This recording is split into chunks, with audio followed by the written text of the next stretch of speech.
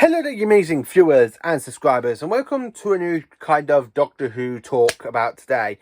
So in this video, it's a review on Doctor Who Flux. I'm going to be talking about the entire whole series as one. Now, before I do that, I want to say, sorry there was no video yesterday. I had a bit of a family emergency, and I was up in Birmingham up until earlier today. So there was no video yesterday. And I just want to apologise for that. So to make it up, I'm doing a double length video today. So in this video, as I said, I'm going to talk about the whole lot about Doctor Who Flux.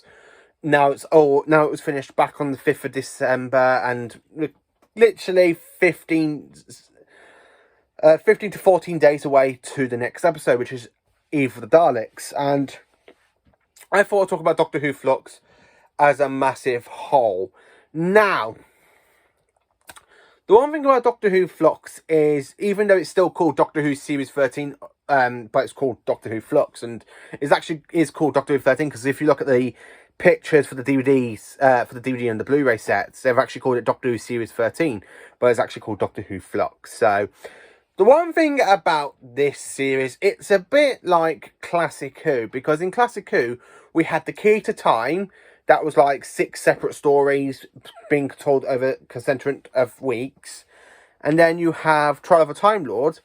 That has 14 episodes. And that's just one big massive story. So Doctor Who Flux is a bit like Trial of a Time Lord, really. I would say it's a bit like The Key to Time. But The Key to Time is double the length of these two. So, talking about Trial of a Time Lord and Doctor Who Flux, they both feel kind of the same, really, because they are they're like one series being told over one big massive event. Where for Trial of Time Lord, you have the Mysterious Planet, Mind Warp, Tale of the Voids, and Ultimate Foe. Where in this one we have the Halloween Apocalypse, we also have War of the Santorums, then we have One Upon a Time, and then of course we have the Village of the Angels, and then we have the Survivors of the Flux, and then the Fascicas.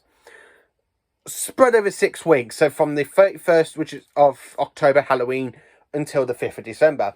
Now, the one thing I want to talk about this entire whole series is that I want to talk about it as a main whole series. I've already done reviews for about each different episodes and stuff. Like, I've already done reviews on the 6 episodes, so I want to talk about Doctor Who Flux as a massive whole. Now, the one thing about Doctor Who Flux is sometimes, why I've rewatched it now a couple of times, to be honest with you. It feels very, very mishmash. It's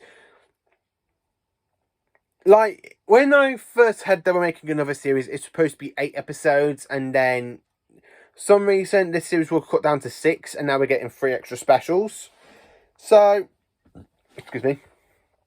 The one thing I want to talk about is there are a lot of stuff that really is kind of like miss out of place in Doctor Who Flux.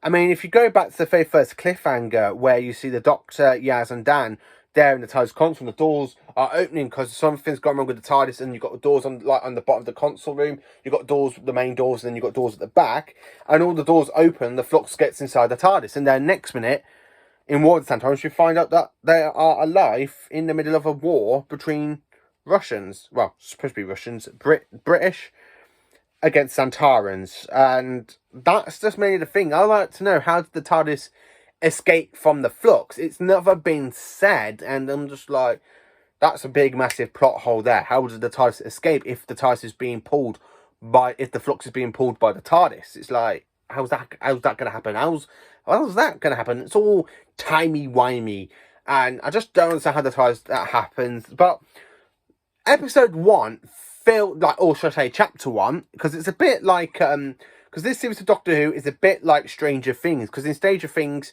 you have like Chapter 1, Chapter 2, Chapter 3, Chapter 4, Chapter 5, Chapter 6, Chapter 7, Chapter 8, but for Doctor Who Flux, you got 6 chapters to it, so it's a kind of like Stranger Things, which is another kind of TV series I love.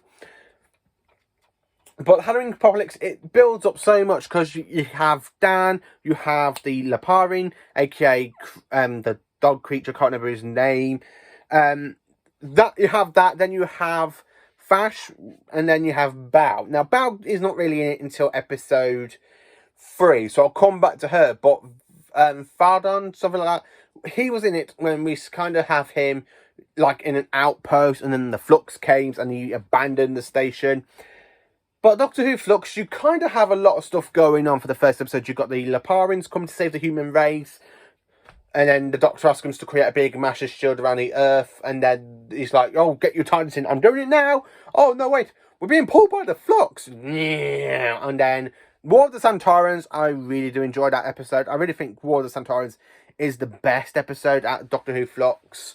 I really do love it. I like the Santorums. They are so awesome in this one. They're not really like the Joker that they were set up in the Moffat era, which is another good thing about it. But the Santorums, War of the Santorums, I absolutely love it. And I love the way the Doctor just blows up the entire Santorum fleet, or that soldier does, and the Doctor's there like scourging him, and then the TARDIS materialises, is still damaged, and then the Doctor says, it's me, let me in, the TARDIS doors come, and then she goes in and goes and gets Dan. Why they're going to try and track down Yaz, because some reason Yaz vanishes onto the planet called Time, and Dan gets put back into modern day Liverpool, and he goes around hitting Santorums with a wok. I mean, what? How are you taking care of the Santorums with a wok? Why have you got a rock? A rock? I really love the way the Doctor just goes, why? I just love the way that just on. Jodie's performance in this whole series is the best I've ever seen, to be honest with you. I really enjoyed her main kind of run as the Doctor now. Because in Series 11, it was kind of a bit mishmashy. Series 12, still mishmashy, but it's starting to get good. Where in this one, I'm really enjoying her performance. But the thing is, though, she doesn't feel quite like the Doctor. Because if you compare her to some other Doctors, say like Tom Baker, Patrick Troughton, John Pertwee, or they're right there in that situation. And they just say, right, that's it, I've got control of the situation. I just pretend I know what's going on. I'll get control of the situation. Jodie's Doctor, not so much. She's just like, what? What's going on? Hey, what's going on? Well, I'm always a few laps behind. But if you look at the other past Doctors, even Tennant's Doctor, he's like, right, that's it. This is what's going on. I'm taking over. I'm in charge. Like that. So that's the one thing about Jodie's Doctor I just don't really enjoy that much. But the other episode, like, what was the point of her becoming a weeping angel if she's going to be transported to the division? What's the whole point with her becoming a weeping angel just because it amuses them? Yes, turning the Doctor into a weeping angel amuses the weeping angels. Oh, wow, who gives a damn about that? It's just, you have that such great build up with Jellicoe and Claire in that building. The weeping angels are coming after the rogue angel, coming in, smashing the place, and the Doctor's just there like going, right, I'm dealing with the weeping angels. No, Doctor, I've made a deal now. You're going back to the division. Oh, no, great, I've been turned into a weeping angel. And then she gets turned back in from a weeping angel to the Doctor. And she's there talking to the weeping angels. And she goes, like, knocking on one, going, blinking, like that. And it's just like, Now, the one thing about the division that really confuses me, because when we see the division, like the woman, Tech Taylor, we see her in episode 3 and she's there kind of in that conversation with the Doctor, and then she just sends the Doctor back, and then 2 episodes later it was all a trap to capture the Doctor. It's like saying, oh, I don't really want you here, but I'm going to send you back and make my plan work. I'm going to send you back and let my plan to capture you work, and then you can come back.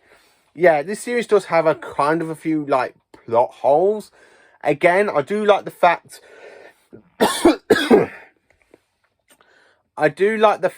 that the Doctor kind of splits into 3 versions of herself in the last episode, where you got one Doctor being stuck by Swarm, her sister, where you got one version of the Doctor like being stuck with the Santorums and the kind of alien mutic worm thing or snake thing, and then you got one with the Leparan fleet, and the TARDIS is there at unit, so the one Doctor goes and rescues the other one by using the TARDIS. So in the TARDIS, instead of having like a whole big massive time event going on, you just see Jodie can like talking to herself like twice, and then she does like the mind link, and then she contacts herself that's trapped with Swarm and that lot, and then they're like talking to her about the fob watch, saying, here's your memories. Do you want your memories? Let's get your memories back to you.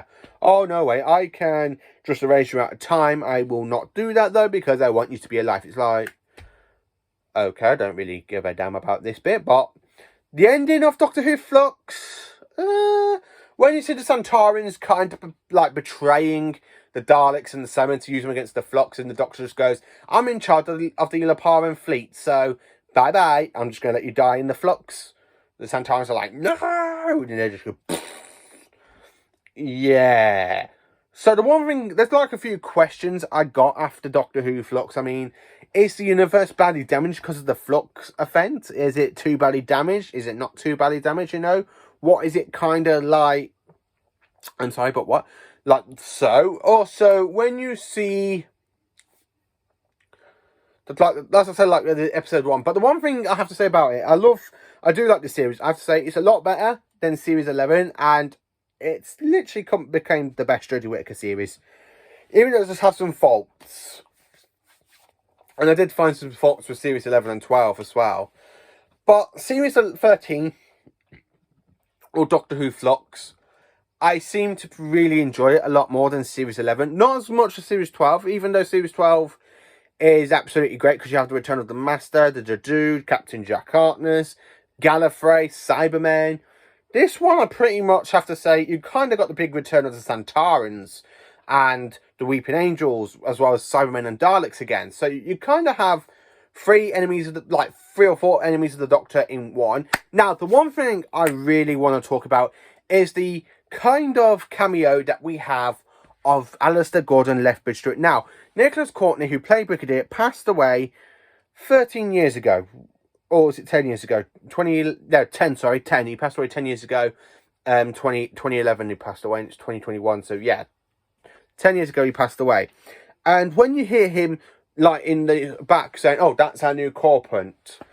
Now, the one thing I have to say about episode 5, I like the unit stuff because it takes place after the events of the War Machines, just before the Web of Fear and the invasion. So I really do. I seem to actually enjoy that callback to the Brigadier, or should I say Colonel Lethbridge Stewart, because one, you hear his voice saying something about the RAF. Two, when it's set in 1967, and then in 1966, you kind of have the kind of like the War Machines going on with the First Doctor. So the First Doctor leaves, units coming about, and then in Troughton it's like, oh no, we have had two alien invasions. We had the War Machines, and now we've got the robot Yeti and the Great Intelligence. I know what to do. Let's just inform unit. Let's just call this whole new base unit, and then we can take care of the threat. And then, but my question is though, was there in fact two TARDISes at Unit HQ in the Pertwee era? Because you have the TARDIS that John Pertwee was in, that was basically stuck on Earth because the Time Lords exiled the Doctor, and they took all the secrets out of his mind of time travel. But then you kind of have a future of Doctor's TARDIS, the 13th Doctor's TARDIS, in Unit, and turns out Unit's had it all this time. So, it's like them to try to say, oh yeah, there was two TARDISes during in Troughton and Pertwee's era, mainly Pertwee, because Pertwee was stuck on Earth. If the Doctor kind of knew there was another TARDIS, like a version of his TARDIS, why did you not just pop into that future TARDIS and then just leave his past one with Unit? Even though it would have made the John Pertwee stuff good, but that's the one thing I really get confused of. Did the Brigadier knew there was two TARDISes? He knows the Doctor's was a police box, so he knew the Doctor's got one. And then somewhere in Unit HQ, you kind of got a second police box TARDIS. And then his daughter, Kate Stewart, has it in the tunnels. And then she goes, when she literally scans Jazz and Dad saying, you've had access to a TARDIS, specifically that TARDIS by chance? And they're just like, it's the TARDIS. Yeah, so that's the one thing I have to say about it, because this does muddle up the Unit database. It absolutely does kind of muddle up the database. I mean, yeah, it kind of does. I mean, I get muddled up with the Unit dates anyway, especially when you get into the 1980s with Peter Davison's Doctor, and then you watch More When They're Dead, and he said he left the army in 1977, but then he's like, what? It's like, kind of like, what? Is Unit set in the 70s or 80s? And the 10th Doctor says, what, used to work for them? Yeah, back in the 70s. Or was it the 80s? Like, that time period in the Doctor's mind just kind of locks it, really ruins the kind of Unit, like, database. So we don't know what years the third Doctor was stuck on Earth, what years the fourth Doctor was there, helping out with the Zygons and the big giant robot, and, of course, the Chronoids. Or what about the events with the second Doctor, with the Yeti, and, of course, the Cybermen? Is that another events that we don't know about? It's very, very confusing and stuff. And yeah, but Doctor Who Flux as a whole, even though it does have like some major plot points and some like twists and stuff, but the one thing I do have to say is it is actually quite an interesting series. I really enjoy Doctor Who Flux. Going from, it feels like we were watching classic Who for the very first time, because this is what classic Doctor Who was like. Cliffhanger after cliffhanger after cliffhanger after cliffhanger after cliffhanger and after cliffhanger. And the thing is that this was like 6 chapters. And then if you look at classic Who with episodes that are like 6-parters from the 60s, 70s and 80s, like The Talents of Wing Chiang, or The Brain of, not The Brain of Mobius, sorry, or The Seeds of Doom, or The Invasion of Dinosaurs, or Planet of the Spiders, or Doctor Who and the Silurians, or Doctor Who the Ambassadors of Earth, Doctor Who Inferno. I mean, they were literally sitting down going after cliffhanger after cliffhanger every week.